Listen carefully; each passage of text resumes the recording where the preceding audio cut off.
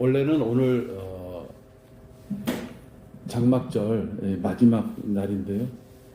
장막절 공부하기 전에 다른 걸 한번 잘 살펴보고자 생각이 들어서 말씀을 나눕니다. 복을 세워보자, 이런 말씀을 드리고 싶습니다. 또는 기쁨을 세워보자, 한마디로 얘기하면 받은 것을 좀 세워보자 라는 것입니다.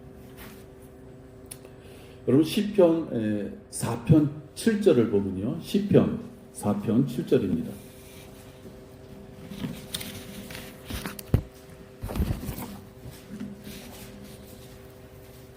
하나님께서 무엇인가를 우리한테 주셨는데 그것이 아주 풍성하다라는 것을 말씀하는 구절입니다. 시편 4편 7절, 주께서 내 마음에 기쁨을 두셨으니 그것이 그들의 곡식과 포도주가 풍성했던 때보다 더 크니이다. 여러분, 이 구절은 물질적인 것보다 영적인 기쁨이 더 크다라는 걸 얘기하는 거예요. 성경에서 곡식과 포도주 이렇게 섞여서 나올 때는요, 이것은 물질의 풍성함, 하나님이 이 땅에서 우리에게 먹고 사는 것뿐만 아니라 누릴 수 있는 그 수준까지 주신 풍성함을 나타냅니다. 그런데 그것들이 풍성했던 때보다 더 크게 느낀 것은 무엇이냐? 내 마음에, 우리들의 마음에 기쁨을 주셨다 하는 것입니다. 곡식과 포도주는 우리 눈에 보이죠. 그건 재물이기 때문에 만질 수도 있고 매매가 될 수 있고, 많이 가진 자는 자랑도 할 수 있고, 또 실질적으로 없는 자는 배고픔에 허덕일 수밖에 없는, 그러나 이 기쁨이라는 것은 눈에 보이지 않는 것이죠. 그래서 자칫 하나님께서 우리에게 많은 기쁨을 주셨음에도 불구하고 기쁨에 대해서는 간과하고 내 손에, 내 주머니에, 내 은행 통장에 얼마나 더 있느냐 하는 것만 가지고 내가 기쁨이 있느냐 없느냐 잘못 판단할 때가 많이 있습니다. 개인적으로 하나님께부터 영적인 복을 받은 사람들은 기도와 교제가 가능합니다. 하나님께로부터 영적인 복을 받아서 기도와 교제가 가능하다. 이것은 하나님을 존중하다, 존중히 여긴다라는 의미가 있습니다. 하나님 앞에 우리가 나갈 때 내가 기도하는 대상, 그분을 존중하지 않으면 기도할 필요가 없는 것이죠. 기도라는 것은 간구하는 걸 얘기합니다. 간구라는 것은 내가 간절히 바라는 걸 얘기해요. 또 내가 간절히 바란다는 것은 내가 할 수 없기에 누군가가 그걸 해주기를 원하는 것이죠. 그렇기 때문에 내가 간절히 간구하는 그 대상, 나의 목소리를 통해서 그 내용을, 간절히 소망하는 내용을 듣고 해결해 주기를 원하는 그 대상에게는 기도하는 자가 존중함을 갖고 하는 것입니다. 또 그뿐만이 아니라 하나님께 영적인 복을 받는 사람들은 하나님의 임재를 사모할 수밖에 없어요. 내가 존경하고 내가 존중해서 그분 앞에 달려가 교제하고 싶고, 그분 앞에 무엇인가 나의 어려움을 다 고백하고 싶은 그러한 존재가 내 눈앞에 나타난다면 얼마나 기쁘겠어요. 따라서 기도와 교제가 있어서 내가 만나보고 싶은 그분이 빨리 오셨으면 좋겠다라고 하는 그런 어떤 성도가 있다면 그 과정 하나하나가 다 기쁨이라는 것입니다. 기도하는 것도 그 성도의 기쁨이고, 하나님과 교제하겠다고 평소에 하나님 앞에 많은 말씀을 드리는 자도 그 자체가 기쁨이고, 험난한 세상을 살면서 예수님의 임재와 하나님의 임재를 사모하는 마음을 갖고 그가 살고 있다면 그 자체가 기쁨이라는 것입니다.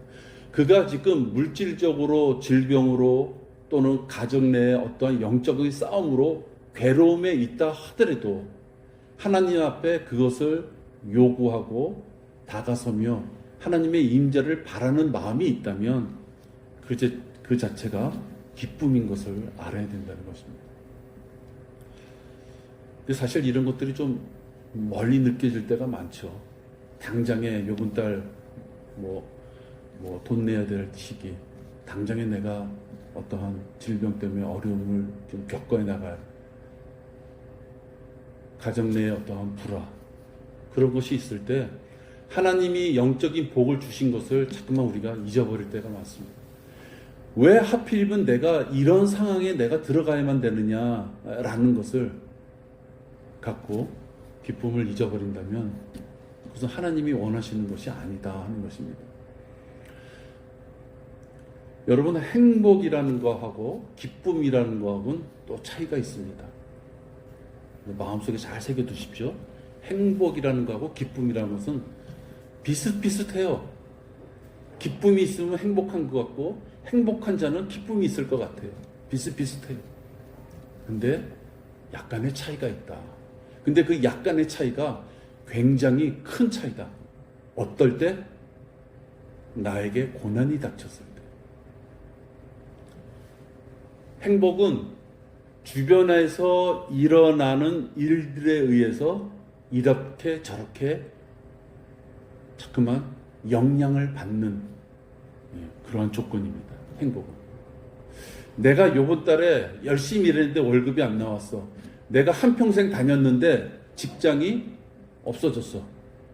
내가 요번에 리포트를 냈는데 쉽게 말해서 낙제를 받았어. 나는 열심히 하고 무엇인가를 준비했는데 외부적인 환경 때문에 나한테 낙심할 만한 상황이 생기면 그때는 우리가 행복하다라고 말하지 않는다는 것입니다. 이 행복은 내가 마음대로 주체적으로 할 수 있는 것이 아니라 내 주변이 나에게 주어진 어떤 조건들에 따라서 내 의지와 상관없이 행복할 수도 있고 행복하지 않다라고 표현할 수도 있다 하는 것입니다. 마치 이것은 바다를 항해하는 옛날의 범선, 큰 돛대를 올리고 바람에 따라서 항해를 해야 되는 배들은 절대적으로 그 배에 필요한 것은 바람이었어요. 돛대를 아무리 큰 걸 올려도 바람이 안 불면 그 자리에서 스톱이에요.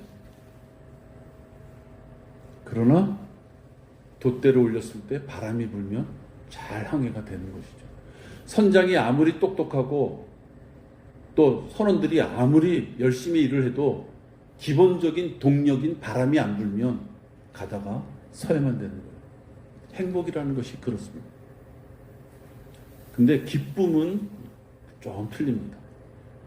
기쁨은 원동력이라는 것입니다. 지금 배를 예를 들었지만 요즘 시대에는 바람이 아니죠. 요즘 시대에는 배가 큰 엔진을 통해서 출력을 얻어서 나갑니다.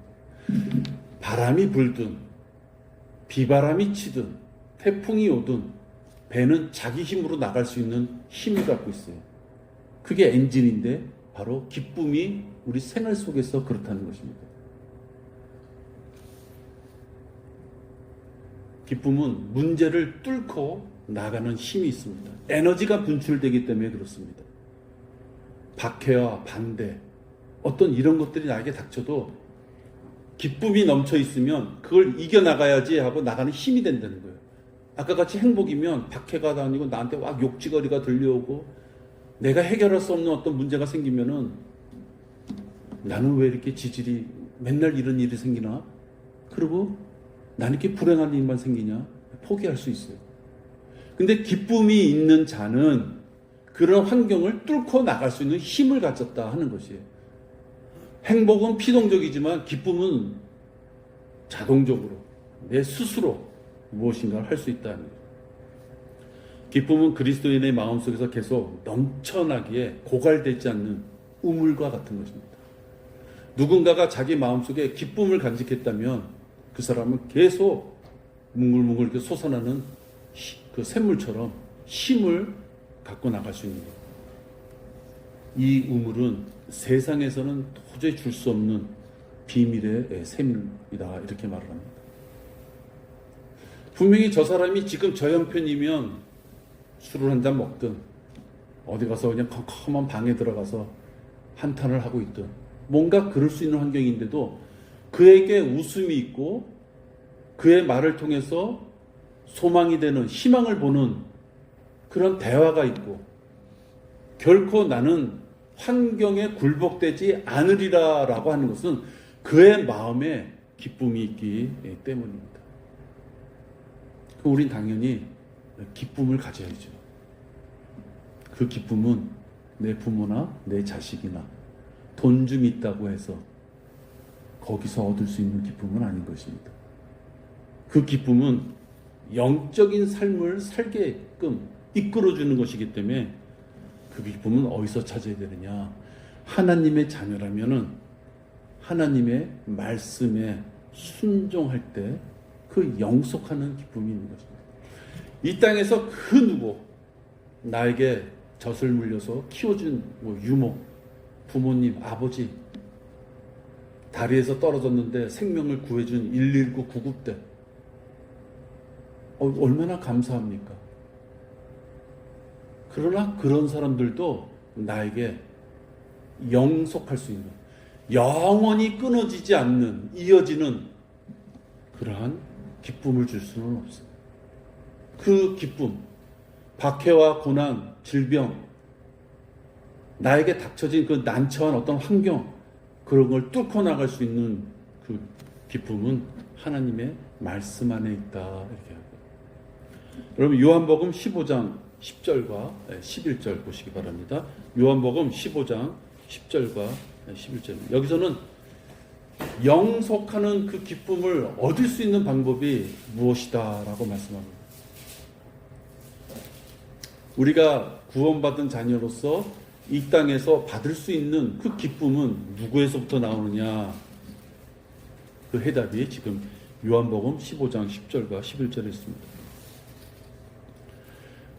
내가 나의 아버지의 계명들을 지켜서 그분의 사랑 안에 거하는 것 같이 너희도 나의 계명들을 지키면 나의 사랑 안에 거하리라. 우리가 하나님의 말씀에 순종하면 하나님의 사랑 안에 거하는데 그 사랑 안에 무엇이 있느냐? 지금 11절에 내가 이런 것을 너에게 말한 것은 나의 기쁨이 너희 안에 머물러 있어 너희의 기쁨이 충만하게 하려는 것이라. 하나님의 말씀에 계명들에 지키고 순종하면 그분의 사랑 안에 거할 수 있는데 그분의 사랑 안에 거하면 결국 내가 무엇을 얻느냐? 기쁨이 충만하다 말씀합니다. 우리가 직장생활 열심히 하다 보면 언젠간 진급할 때도 있죠. 그 진급한 기쁨 3, 4개월 지나가면 다 사라집니다. 내가 이 직장 또 다녀야 되나? 그 시기로 돌아가요. 근데 또 그 지나다가 진급에 누락되면 야 진짜 빨리 그만둬야지. 그때 또 불행해. 세상이 주는 건 그런 거예요. 단적인 예지만 나는 분명히 열심히 일했는데 누군가가 어떠한 판단에 의해서 진급시키면 기뻐하고 떨어지면 실망하고. 근데 하나님이 주시는 이 계명을 지킴으로써 주시는 이 기쁨은 영속하는 영원한 기쁨이다 말씀합니다. 주님의 이 명령, 이 말씀을 지키기 위해서는 배우고 알게 된 것에 대해서 순종해야 된다는 것이 전제 조건입니다.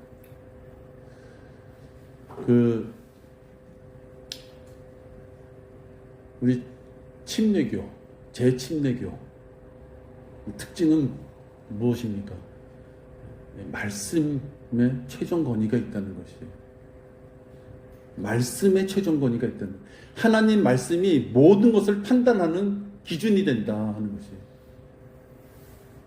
자칫 그것을 하나님의 위치를 누군가가 뺏어버리고 그 위치에 서는 사람들이 신학자, 신학교의 교수들, 유명한 복음 설교자들, 또 교단의 굵직굵직한 자리를 찾아고 있는 사람들이 자기의 뱃속의 어떤 이권을 위해서 하나님의 말씀을 왜곡하면서 가르치는, 그건 잘못된 것이죠. 그건 진짜 다른 복음을 전하는 마귀 짓을 하는 겁니다. 우리는 하나님 말씀이 최종 권위이기 때문에 그 말씀대로 살아야 돼요. 그러면 그 말씀을 알지 않고서는 내가 어떻게 살아야 되는지 모르는 거예요. 요새 운전할 때 교차로에서 우회전할 때 교통법규가 바뀌었어요. 아주 내가 봐도 좀 애매하고 이걸 어떻게 지켜야 되나? 교통이 잡으려면 잡으면 그냥 잡혀야 될 것 같아요. 진짜 아무도 없는데 서 있어야 되나? 아무도 없을 때 서서히 가라는데 그 서서히가 도대체 몇 킬로가 서서히인가? 이러한 규칙을 모르면 올바르게 지킬 수가 없는 겁니다. 그럼 여러분, 우리도 과연 하나님의 말씀에 순종하면서 지켰기에 영속하는 그 기쁨이, 고난도 뚫고 나갈 수 있다는 그 기쁨이 나에게 있느냐 하는 것을 우리 스스로가 자기 자신을 자꾸만 되돌아봐야 됩니다. 배고플 때 빵을 달라고 기도하기 이전에 하나님이 왜 나에게 이렇게 배고픔을 주셨을까를 생각하면 그걸 알아야 되잖아요. 하나님이 나에게 왜 이 고난을 주셨을까를 생각하면 그 고난을 준 이유를 알기 위해서는 점쟁이를 찾아가는 거, 목사를 찾아가는 것이 아니라 말씀을 보면서 말씀 가운데 내 생활이 이 말씀하고 틀린 부분이 있다. 아니면 이 말씀이 나에게 힘을 준다. 그러면 그 말씀대로 살아야 되는 것이죠. 결국 그것도 하나님의 말씀을 알아야 된다는 것입니다.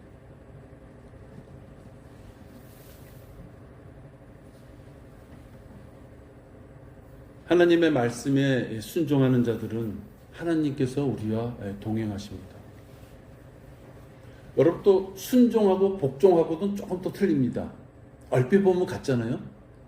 복종은 뭐냐면 누가 명령한 것에 약간 피동적으로 쫓겨가는 걸 얘기해요. 조금은 가기 싫어도 가. 에이, 가야지. 약간 그런 의미가 있어요. 순종은 무엇이냐? 가 그랬을 때 그렇지 않아도 가고 싶었어요. 약간 의미가 틀려요. 복종은 약간 강제적인 의미가 있어요. 그러니까 우리가 율법에는 복종이라는 의미를 많이 써요. 율법에는. 그러나 하나님의 말씀에는 복종이라는 어떤 표현보다는 순종의 의미가 더 우리 가까워야 돼요. 왜? 나를 위하여 죽기까지 하신 예수님의 말씀에 따라 내가 복종, 어쩔 수 없이 쫓아간다가 아니라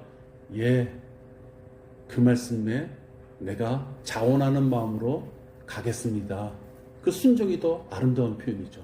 그러니까 지금 기쁨을 얻기 위해서는 아까 나의 계명들을 지키면 이렇게 표현했지만 사실은 하나님의 계명대로 순종하면 하나님께서 영원한 기쁨을 주신다 말씀하는 것입니다. 여러분, 우리 모두가 그 기쁨을 얻기 위해서는 하나님의 말씀을 알아야만 됩니다. 근데 이 하나님의 말씀이 주의 첫날 경배드리는 이 11시서부터 12시 10분까지 우리 경배드리는 시간, 그 시간 갖고는 너무 부족합니다. 절대적으로 부족합니다. 수요 기도회 때도 참석하시고 또 10시에 하는 성경 공부에도 참석하셔서 그나마 목자가 뭔가를 정리해서 전해드리는 것을 여러분들이 많이 이렇게 잘 공부하셨으면 좋겠습니다. 또 하나 보겠습니다. 이번에는 복을 우리가 세어봐야 된다는 거예요. 기쁨도 세어봐. 하나님이 주신 기쁨도 세어봐야 되지만, 자, 이제는 복을 세어봐야 된다. 시편 40편 5절입니다. 시편 40편 5절.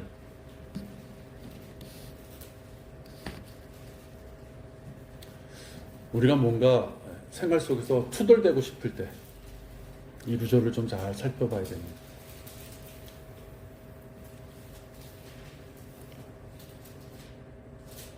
이 구절은 우리 다 같이 봉독하겠습니다. 오 주 나의 하나님이여, 주께서 행하신 주의 경이로운 일들이 많으며 우리를 향하신 주의 생각도 많나이다. 내가 그것들을 선언하고 말하려 하나 주께 정연하게 헤아려 드릴 수도 없고 많아서 셀 수도 없나이다. 네. 하나님께서 우리에게 행하신 일인데 사람이 행할 수 없는 경이로운, 하나님만이 하실 수 있는 그런 일들이 많았습니다. 지금 이러한 고백은 하나님의 음성에 귀를 활짝 열고 민감한 자가 할 수 있는 고백이죠.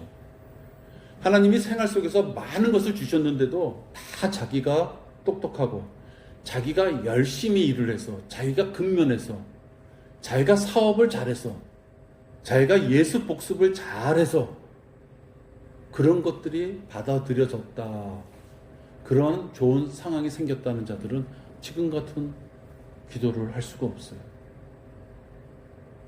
나에게 닥쳐진 이 모든 상황들은 하나님께서 주신 경이로운 일들이다, 하나님이 내 생활을 주관하고 계신다 라고 생각할 때 이런 고백을 할 수 있는 것입니다. 내가 그것들을 선언하고 말하려 하나, 고백하려고 하나 주께 정연하게 헤아려 들을, 사람의 말과 사람의 글로서는 하나님께서 자기에게 주신 그 복들을 표현할 길이 없다라고 고백하는 거예요. 하나님이 주신 그 동행하시면서 주시는 그 보살핌이 너무나도 많고 세밀하고 너무나도 사람의 생각으로는 할 수 없는 경이로운 일들이기에 표현할 수 없다라는 걸 얘기합니다. 그러면서 많아서 셀 수도 없나이다. 하나님께서 주신 복을 셀 수도 없다, 이렇게 표현하는 것입니다. 구원받은 성도가 하나님께 감사드리지 못할 상황은 없습니다. 여기서 감사드리지 못할 상황은 없다라는 것은 사람이 겪기에 생각하고 싶지도 않은 그렇게 악한 상황도 포함되는 것이에요. 내 손에 무엇인가 들어와서 사람들한테, 지나가는 사람마다 다 나를 존경하고 알아봐주고 훌륭하십니다, 훌륭하십니다, 성공하셨군요. 그런 상황에서야 무슨 어려움이 있겠어요. 그것이 아니고 그런 일을 포함해서 모든 상황, 생각하고 싶지 않은 그러한 악조건의 상황에 내가 빠졌다 하더라도 하나님이 주신 것이기 때문에 감사드리지 못할 이유가 없다라고 말합니다. 예수님은 히브리서에 보니까 모순된 상황에서도 기쁨으로 죽으신 거예요. 예수님은 선인, 착한 사람, 존경받을 만한 사람들만을 구원하기 위하여 십자가에 죽으신 것이 아니라 아직도 우리가 죄인 되었을 때 예수님은 지금 죽으면 지옥에 갈 자까지를 포함해서 십자가에서 죽으셨어요. 우리 사람의 생각으로는 도저히 이해할 수 없어요. 저런 놈은 사형시켜야 돼. 야, 저렇게 악한 놈이 있냐? 그런 사람들까지 포함해서 예수님은 십자가에 못 박혀 죽으셨어요. 그런 모순된 어떤 상황들을 예수님이 이겨내신 것이죠. 내가 지금 저런 악한 놈들이라 표현했는데 사실은 우리가 과거에 그런 자들이었다는 것입니다. 우리가 지옥에 갈 수밖에 없는 그런 자였지만 예수님께서, 창조주께서, 태초에 이 땅을 창조하셨던 그분께서 바로 나의 죄를 용서해 주기 위하여 죽으셨다. 그것을 안다면 지금 나에게 처해 있는 돈 문제, 어떤 질병의 문제, 학교, 진학, 어떤 회사의 문제, 주식의 문제, 그런 문제들 때문에 내가 기뻐하지 못할 이유가 없다라고 하는 것입니다.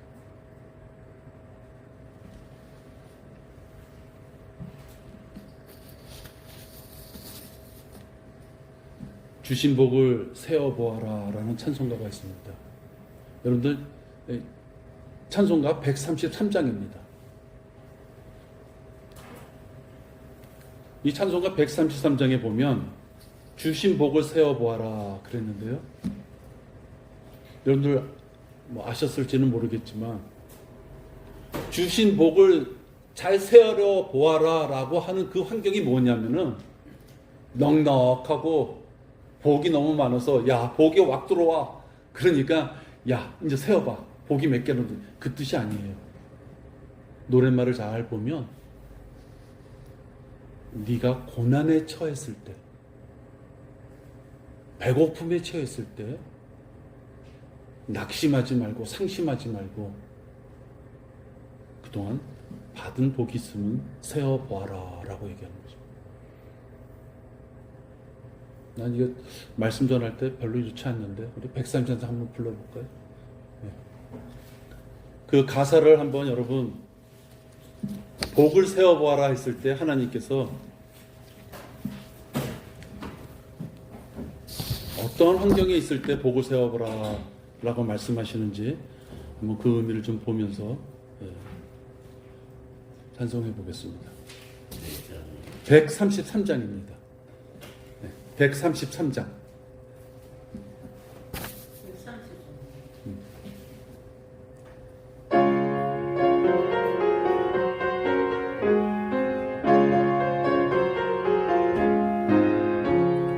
세상 모든 풍파 너를 엄습해 낙심하는 생각 내게 줄 때에 주의 내려주신 복을 세어라 주의 크신 복을 내가 알리라 주신 복을 세어 모아라 많은 복을 내가 알리라 크신 복을 세어 보아라 주의 넘친 복을 내가 알리라 세상 모든 근심 걱정 당하며 십자가를 등에 지고 나갈 때 주가 내게 주신 복을 세보며 감사하며 항상 찬송하리라 주신 복을 세어 보아라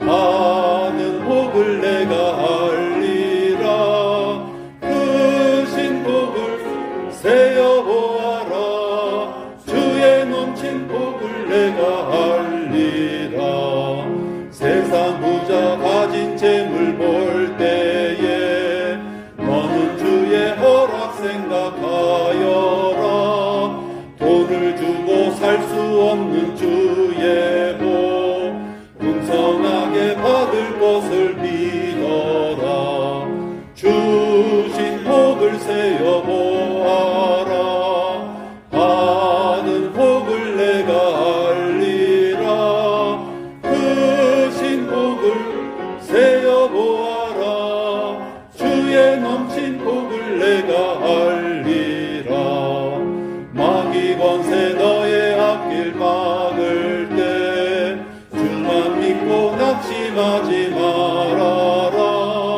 주의 손이 너를 보호하리니 담대하게 앞만 보고 나가라 주신 복을 세어 보아라 받은 복을 내가 알리라 크신 복을 세어 보아라 주의 넘친 복을 내가 알리라. 여러분 그 133장 그 제목 밑에 보면 거기 어떤 구절에서 이 곡을 작곡했는지 연관된 구절이 나와 있어요. 그게 여러분이 아까 봉독한 시편 40편 5절 말씀인 것이에요. 세상 풍파, 세상의 모든 근심, 남이 가진 재물을 보고 내가 실망할 때, 마귀의 권세가 영적인 고난을 우리에게 줄 때, 그때 하나님께서 주신 복을, 요건 과거형입니다, 여러분.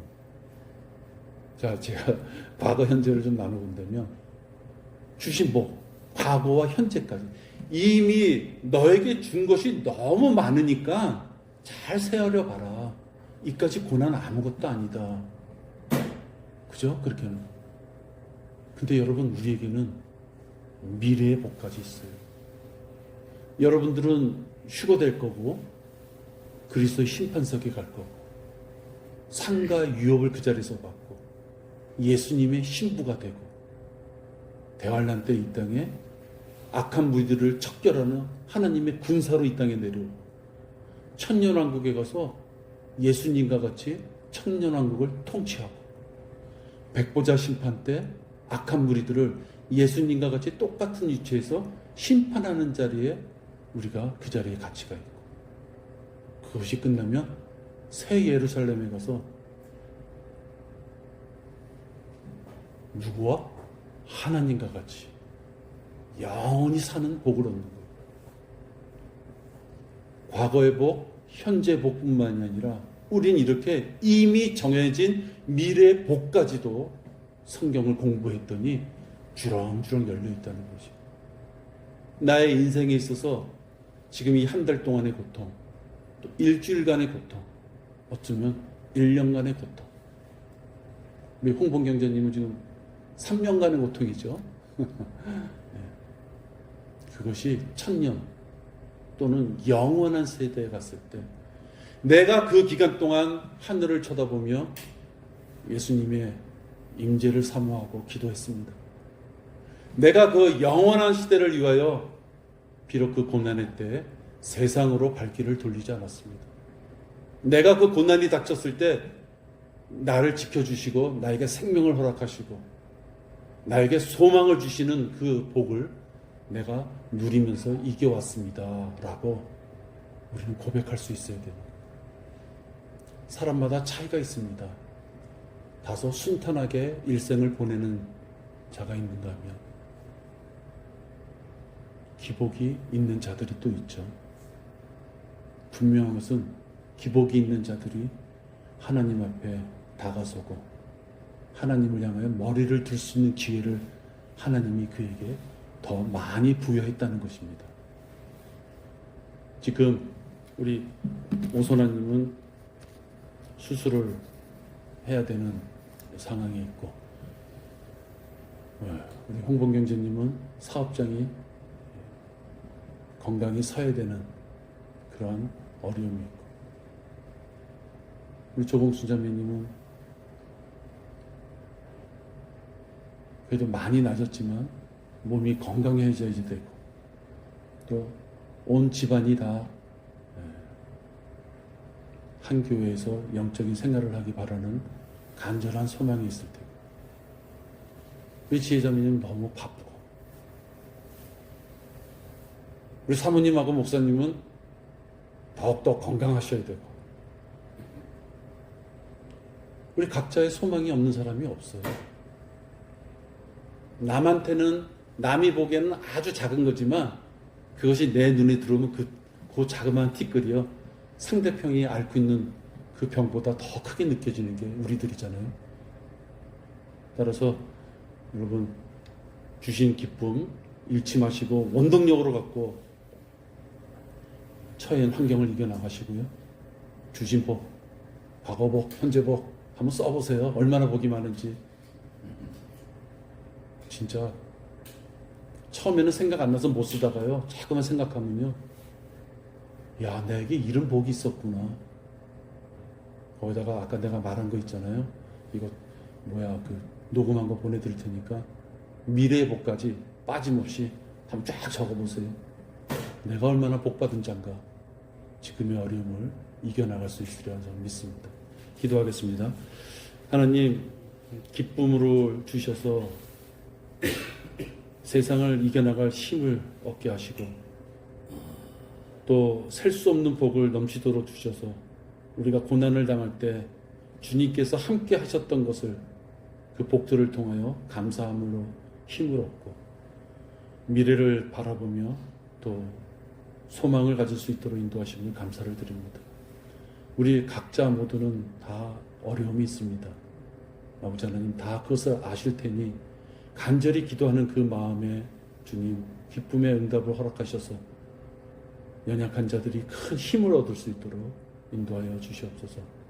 특히 우리 오선아님 수술할 수 있는 좋은 환경을 찾고 있습니다. 좋은 병원과 좋은 의사, 정확한 진단, 또 좋은 예후, 모든 것을 처음과 마지막을 주님 손길을 허락하셔서 아버지 하나님 어떠한 불편함도 없이 주님을 섬기는데 건강함으로 육신에 어려움이 없도록 인도하여 주시옵소서. 오늘 저희들 이렇게 기도회를 시작부터 마지막까지 마칠 수 있음을 감사를 드립니다. 이 모든 말씀을 우리 주 예수 그리스도 이름으로 기도했습니다. 아멘. 기도하시겠습니다.